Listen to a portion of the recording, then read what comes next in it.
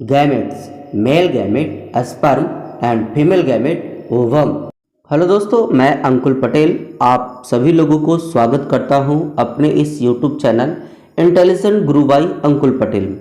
आज हम लोग पढ़ने वाले हैं युग्मक के बारे में। तो आइए जानते हैं युग्मक है क्या। तो यह एक अगुणित जनन कोशिका है।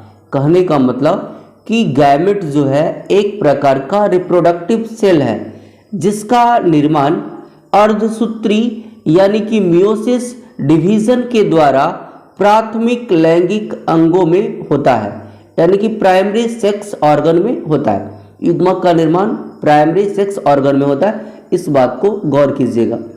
अब जो है बात जब हम लोग करते हैं कि पुरुष में प्राथमिक लैंगिक अंग कौन होता है, तो याद रखिएगा पुरुष में प्राथमिक लैंगिक अंग ब्रीसन है, यानी कि टेस्टिस। उसी प्रकार से स्त्री में यानी कि मादा में प्राथमिक लैंगिक अंग कौन है, तो अंडाशय यानी कि ओवरी। प्राथमिक लैंगिक अंग का मतलब होता है प्राइमरी सेक्स ऑर्गन, इस चीज को याद रखिएगा। अब बात यहाँ पर यह आती है कि अगुणित का मतलब क्या होता है। तो अगुणित का मतलब होता है कि जिस कोशिका में गुणसूत्रों की संख्या आधी होती है या पेयर के रूप में गुणसूत्र मौजूद नहीं होता है, तो उसको हम लोग बोलते हैं हैप्लॉइड सेल। और युग्मक जो है एक हैप्लॉइड सेल है।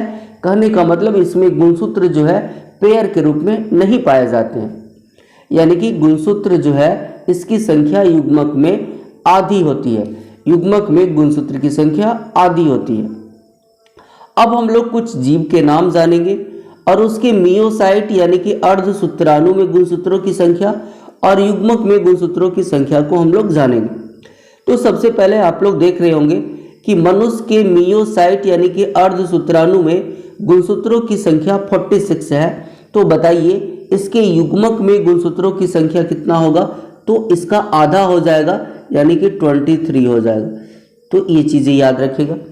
इसी प्रकार से मॉस्किटो यानी कि मच्छर में गुणसूत्रों की संख्या कितनी होती है, तो याद रखिएगा मॉस्किटो के मियोसाइट यानी कि अर्धसूत्राणु में गुणसूत्रों की संख्या 6 होता है, तो इसके युग्मक में गुणसूत्रों की संख्या 3 होगा। इसी प्रकार से फ्रूट फ्लाई में 8 है, तो इसके युग्मक में गुणसूत्र की संख्या 4 हो जाएगा। इसी प्रकार से हॉर्स फ्लाई में जो है गुणसूत्रों की संख्या 12 है, तो युग्मक में गुणसूत्रों की संख्या 6 हो जाएगा। इसी प्रकार से स्पिंच यानी कि पालक में गुणसूत्रों की संख्या 12 है, तो इसके युग्मक में गुणसूत्रों की संख्या 6 हो जाएगा। कुकुम्बर में गुणसूत्रों की संख्या 14 है, तो इसके युग्मक में गुणसूत्रों की संख्या 7 हो जाएगा। इसी प्रकार से पी यानी कि मटर में गुणसूत्रों की संख्या 14 है, यानी कि 14 है, तो इसके युग्मक में गुणसूत्रों की संख्या 7 हो जाएगा।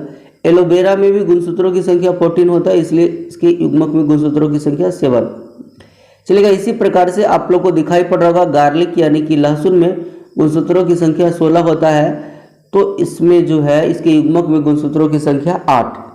ओनियन यानी कि प्याज में भी गुणसूत्र की संख्या 16 होता है, तो इसके युग्मक में गुणसूत्र की संख्या 8। रेडिश में 18 होता है, तो युग्मक में गुणसूत्र की संख्या 9। कैरेट में भी जो है 18 होता है, तो याद रखिएगा 9 चलेगा। आगे बढ़ते हैं और यहाँ पे ध्यान दीजिएगा कैबेज यानी कि पत्ता गोभी में गुणसूत्रों की संख्या 18, तो युग्मक में गुणसूत्रों की संख्या 9। मेज में 20, तो इसके युग्मक में गुणसूत्रों की संख्या 10 हो जाएगा। इसी प्रकार से बीन में गुणसूत्रों की संख्या 20, तो याद रखिएगा बीन में जो है आपका 20 है, तो युग्मक में 10 ही होगा। स्नेल यानी कि घोंघा जिसको हम लोग सम्बुक बोलते हैं, तो इसमें जो है गुणसूत्रों की संख्या 24 है, तो इसके युग्मक में गुणसूत्रों की संख्या 12 हो जाएगा। राइस यानी कि चावल या धान जिसको बोल सकते हैं, इसमें गुणसूत्रों की संख्या 24, युग्मक में गुणसूत्रों की संख्या 12। टमाटो में भी 24, तो युग्मक में गुणसूत्र की संख्या 12। जिराफ में गुणसूत्रों की संख्या 30 होता है, तो इसके युग्मक में 15 हो जाएगा। इसी प्रकार से सनफ्लावर में जो है 34 गुणसूत्र होता है, तो यहाँ पे याद रखेंगे कि इसके युग्मक में जो है आपका 17 हो जाएगा। इस चीज़ को याद रखिएगा। इसी प्रकार से यहाँ पे जो है हम लोग एप्पल भी लिख सकते हैं। एप्पल में भी जो है गुणसूत्रों की संख्या 34 होता है। स्टार फिश में 36, तो इसके युग्मक में 18। तो इसी प्रकार से जो है आप लोग इन सारे जीवों में जो लिस्ट में आपको दिखाई पड़ रहा है, आप लोग इन सारे जीवों के युग्मकों में गुणसूत्रों की संख्या कितनी होती है आप लोग बताइए। और इसी तरह का वीडियो देखने के लिए चैनल को ज़रूर सब्सक्राइब करें और बेल आइकन को ज़रूर दबाएं, क्योंकि हम पूरे जो है 12th क्लास के बोर्ड एग्ज़ाम की तैयारी करवाने वाले हैं। अगर आप चाहते हैं कि बेहतर से बेहतर रिजल्ट बायो में लाना, तो ज़रूर चैनल को सब्सक्राइब करें, क्योंकि डेली आपके लिए कुछ न कुछ ज़रूर नया लेकर के आएंगे। तो आज के लिए बस इतना ही।